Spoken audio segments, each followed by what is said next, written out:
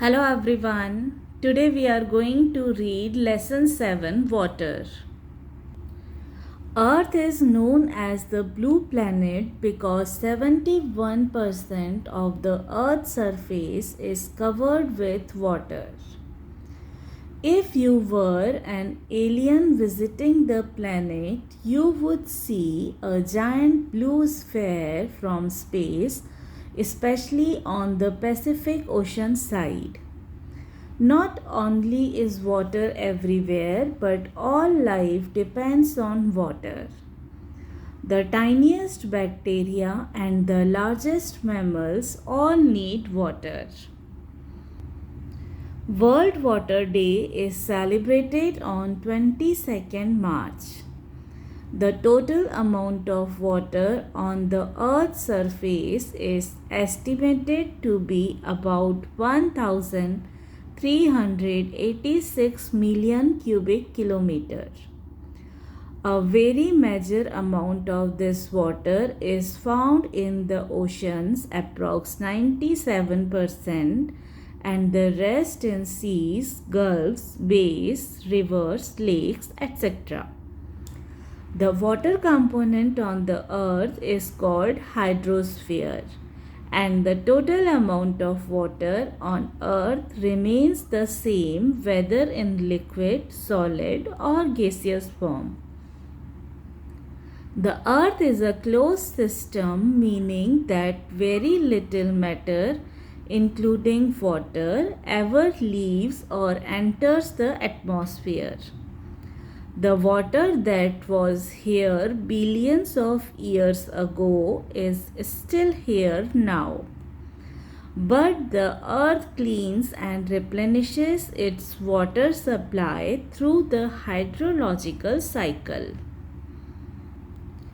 Water has a great capacity of heat absorption and thus it aids distribution of heat.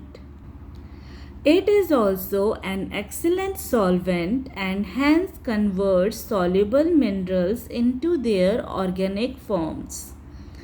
This enables survival of plant, animal and human life.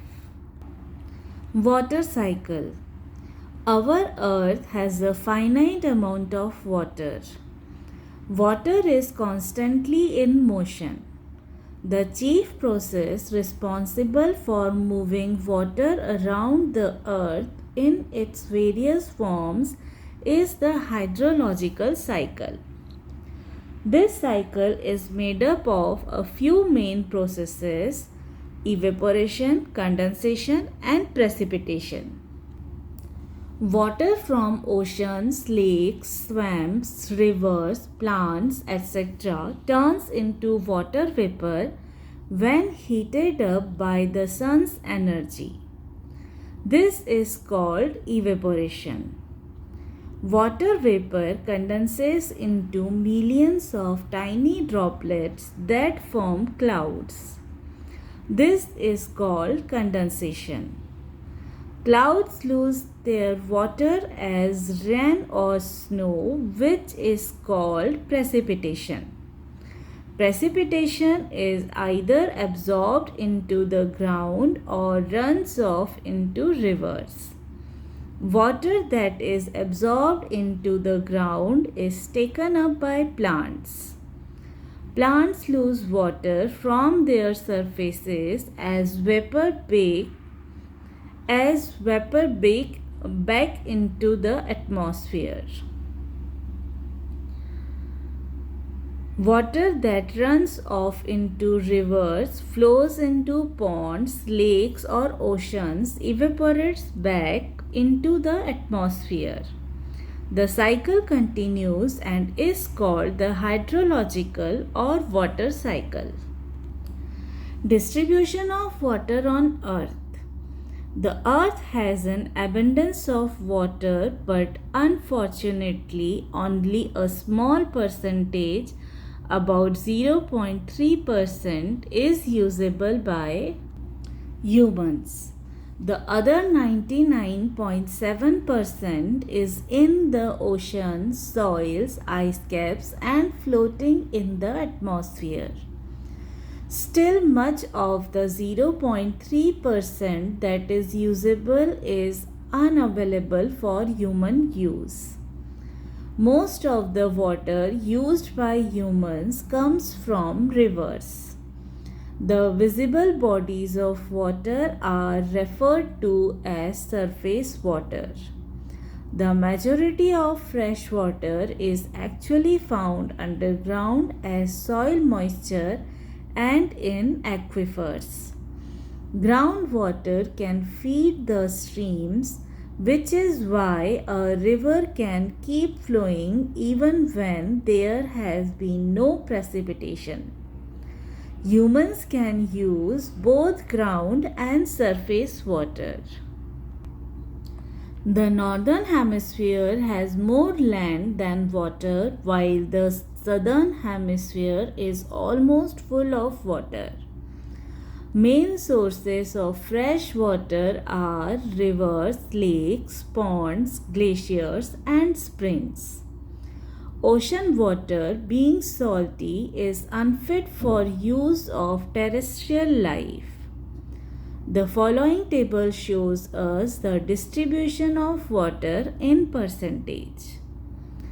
Ocean water 97.2%. Glaciers and other ice 2.15%. Groundwater 0.61%. Freshwater lakes 0.009%. Inland seas 0.008%. Soil moisture 0.005%. Atmosphere 0.001%.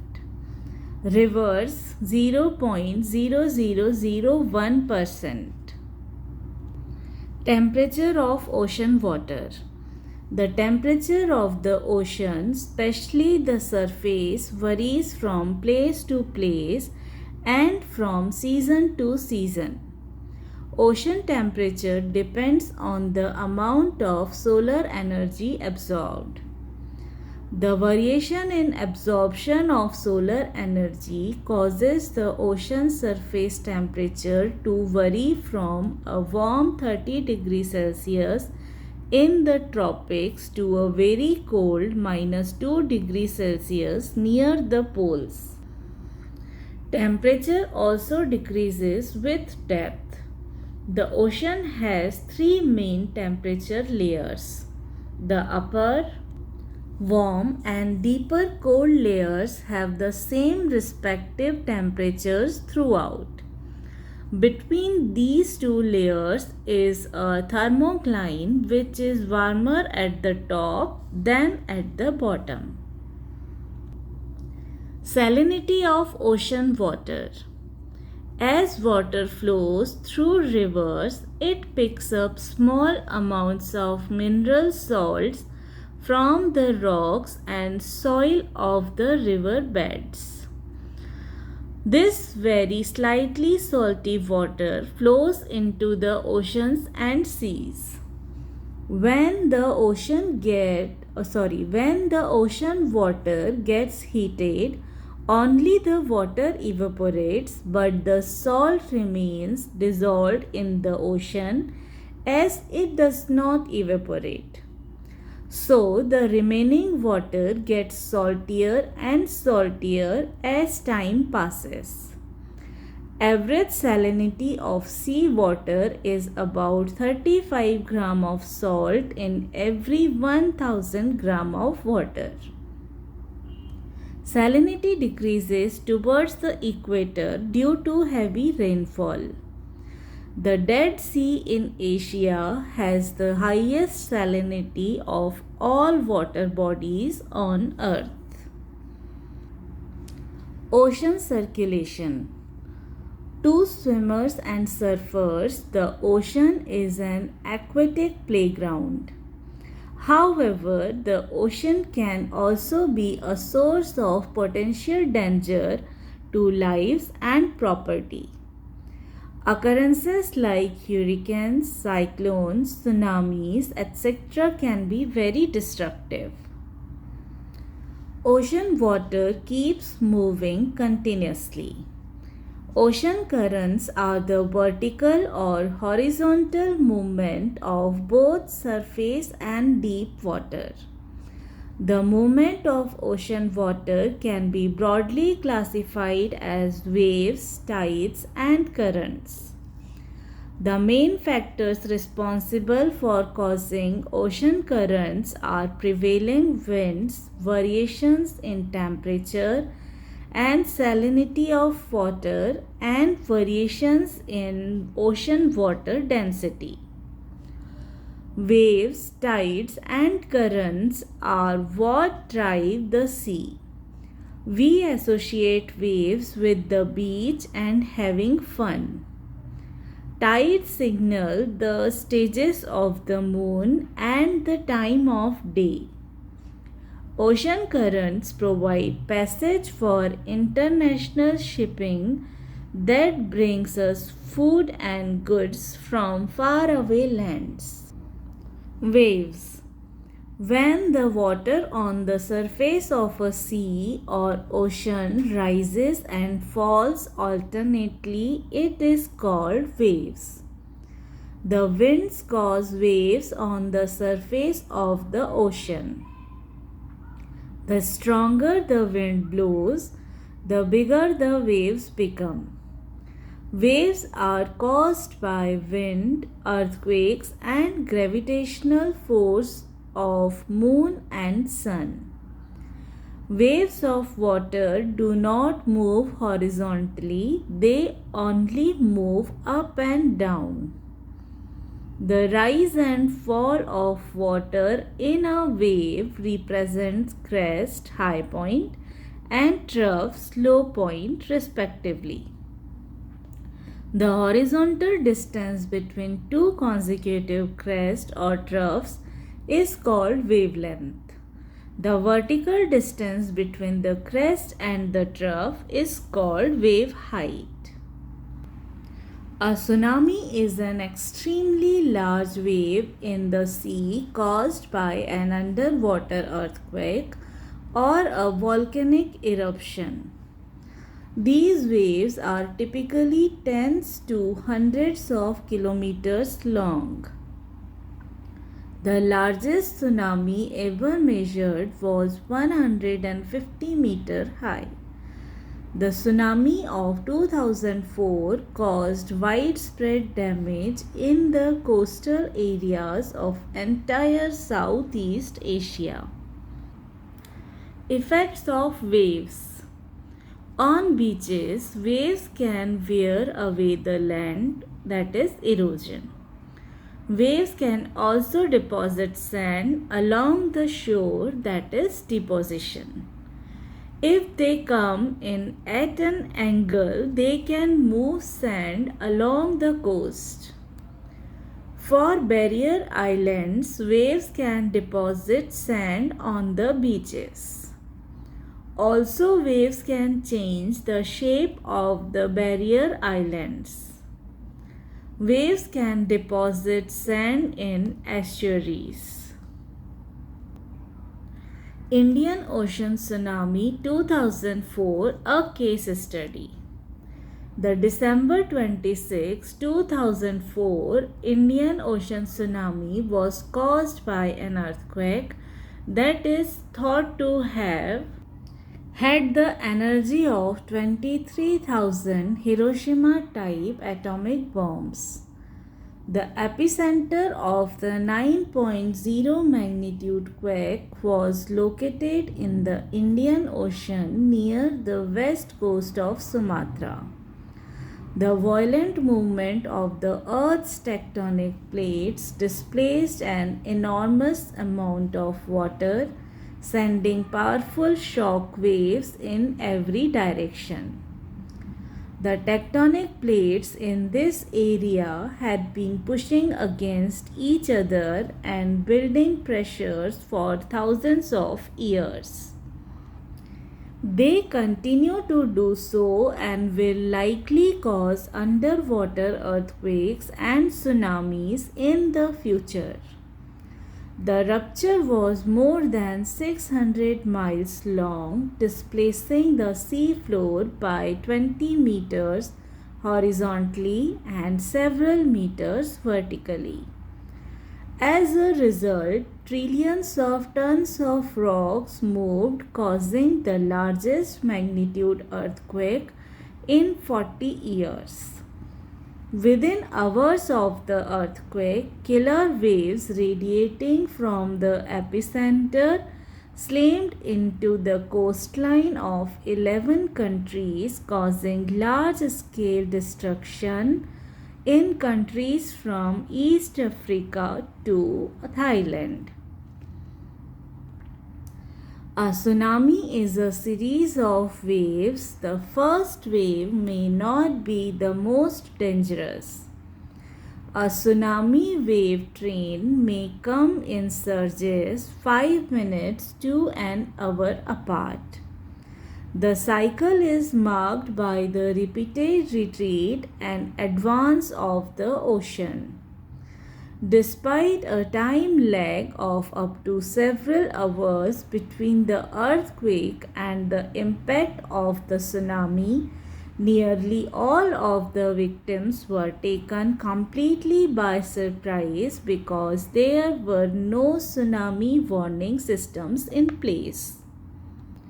The Indian Ocean tsunami traveled as far as 3,000 miles to Africa and still arrived with sufficient force to kill people and destroy property. The Indira Point in the Andaman and Nicobar Islands got submerged after the tsunami. This tsunami resulted in at least 227,898 fatalities. Tides. The rise and fall in sea level is called a tide. It is caused by a giant wave. Tides are of two types, high tide and low tide. High tide is when the water is at its highest level, and low tide is when the water at its minimum level. Due to gravitational effect of the moon, two small bulges of water form on the earth, namely spring tides and neap tides. As the earth spins, the bulges follow the moon. Spring tides are specially strong tides. They occur when the earth, the sun and the moon are in a straight line. The gravitational forces of the moon and the sun both contribute to the tides. Spring tides occur during the full moon and the new moon. High tides are higher and low tides are lower than normal. Neap tides are especially weak tides. They occur when the gravitational forces of the moon and the sun are perpendicular to one another with respect to the earth. Neap tides occur during quarter moons. High tides are lower and low tides are higher than normal. Effects of tides. High tides help in navigation. They raise the water level close to the shores. This helps the ships to arrive at the harbor more easily. The high tides also help in fishing.